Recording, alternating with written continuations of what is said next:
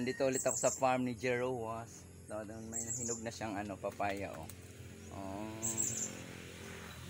Pila ni kabuk guys?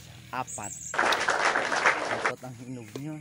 1, 2, 3, 4. Oh, apat guys. Ang hinog niya na papaya. Ang dito ang wala pa. Malaki din to siya. Wala pa. Yun pala ang nauna. Good morning, shout out everyone. Don't forget to subscribe my YouTube channel, Arvin's Kitchen. We are here in farm of Jerowas. Meron pa doon guys sa other side, may papaya. Tapos may another pa na pananim na papaya, maliit pa siya oh. Ito malaki din ang papaya. Tapos meron pa dito guys. Pero dito na area guys, malilinis siguro to for the next year kasi gagawa dito ng bahay kubo.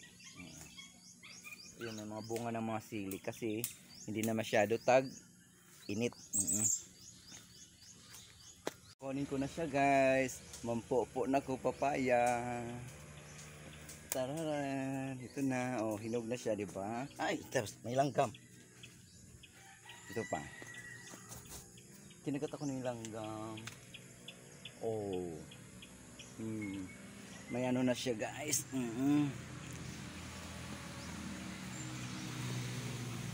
Another ulit guys. Yan. Pahinog na to, ang bilis lang. Pahinog na siya. Kasi ouch, natagukan ako.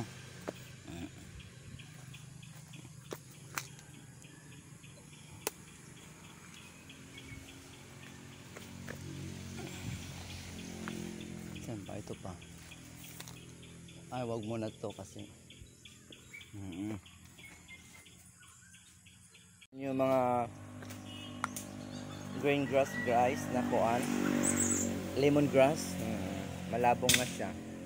Oh, nandoon na si si Jerowas oh, nagkuan na siya, naghagbas na siya. Dito ang papaya guys. Tapos ang dami pang lemongrass doon nakapaligid oh sa may. Then meron pa papaya dyan kaso hindi pa siya nalinis totally kasi ang bilis lang, kalinis lang to last month tapos ngayon makapal na ang kuan. Ito dito guys oh, may papaya din kaso wala pang hinog. Ang lalaki din ng bunga. Kanina kaya ang katag-as yan. Gikan dire na papayas. Diri Siya, parang pahaba ganun lo. Yan yung nakataas. Ang papaya. Siliba diya sa dire oh. Pero ilang araw lang to binalikan ko ulit. Mga 2 days lang. Ang bilis lang no.